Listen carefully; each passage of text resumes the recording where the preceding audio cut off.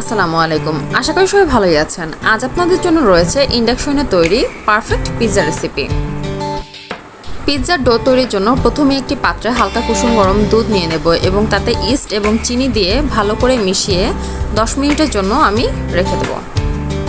এতে করে ইস্টটা অ্যাক্টিভ হয়ে উঠবে এবং ডোটা খুব ফ্লাফি হবে।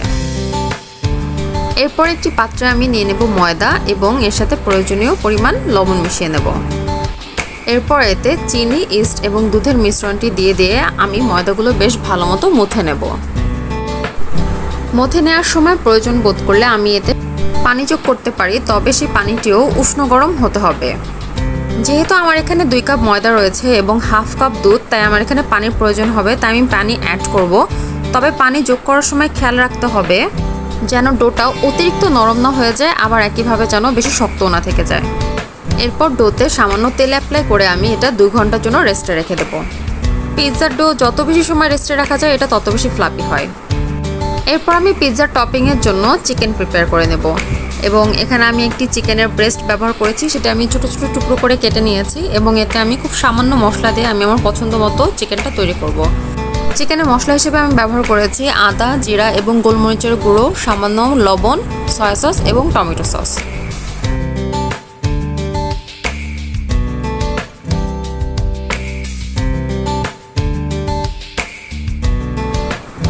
2 ঘন্টা পর যখন আমি পিৎজা ডোটি বের করব, আপনারা দেখতেই পাচ্ছেন এটা কতটা ফ্লাফি হয়ে উঠেছে। এরপর যে পাত্রে আমি পিৎজাটি বেক করব সেই পাত্রে আমি সামান্য পরিমাণ তেল চারপাশ দিয়ে সুন্দর মতো ব্রাশ করে নেব। ব্রাশ করে নেওয়ার পর আমি ডোটা এই পাত্রে রেখে ভিডিওতে ঠিক যেভাবে দেখতে পাচ্ছেন আমি এরকম আস্তে আস্তে করে 2 হাত দিয়ে চেপে চেপে নরম হাতে পুরো ডোটা পুরো পাত্রতে সুন্দর মতো চারিদিকে ছড়িয়ে দেব। এখানে ডো বেলে নেওয়ার ঝামেলার কোনো প্রয়োজন নেই এবং তারপর একটি কাঁটা চামচ দিয়ে আমি ছিদ্র করে নেব, যা ডোটাকে রুটির মতো ফুলে ওঠা থেকে রোধ করবে। এরপর আমি দিয়ে দেবো পিৎজা সস। পিৎজা সসটা আমি খুব ভালো মতো পুরো ডোতে চারপাশে মাখিয়ে নেব।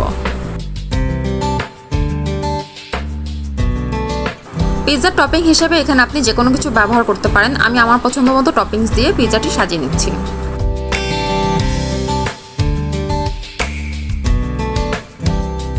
এরপর আমি দিয়ে দিচ্ছি সামান্য গোলমরিচ, পার্সলে এবং অরিগানো। এখানে যারা বেশি ঝাল খেতে চান তারা গোলমরিচের পরিমাণটা বাড়িয়ে দেবেন।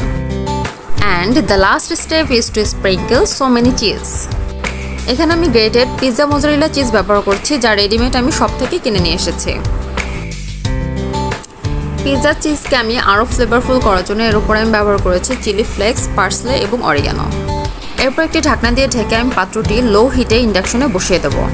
এক্ষেত্রে খেয়াল রাখতে হবে ঢাকনায় যেন কোনো ছিদ্র না থাকে, যদি থেকে থাকে তাহলে তা কিছু দিয়ে বন্ধ করে দিতে হবে। এবং আমি আমার ইন্ডাকশনের লোয়েস্ট হিট 200 দিয়ে এই পিৎজাটি বেক করে নিয়েছি মাত্র 15 মিনিটে। দেখতেই পাচ্ছেন চিজ যেমন পারফেক্টলি মেল্ট হয়েছে, রুটিটাও সেরকম পারফেক্টলি বেক হয়েছে। তৈরি হয়ে গেল মজাদার, কালারফুল এবং ফ্লেভারফুল পিৎজা।